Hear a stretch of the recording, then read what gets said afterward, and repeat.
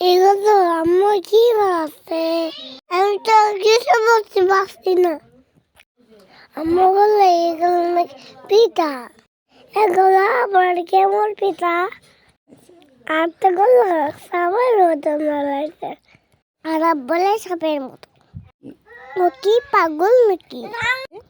চালের আটা দিয়ে হাতে কেটে এই পিঠা বানাতে হয়।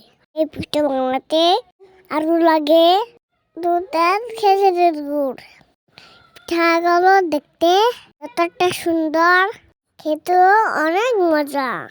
চুলার পাশেই বসে আছি আর রান্না দেখছি।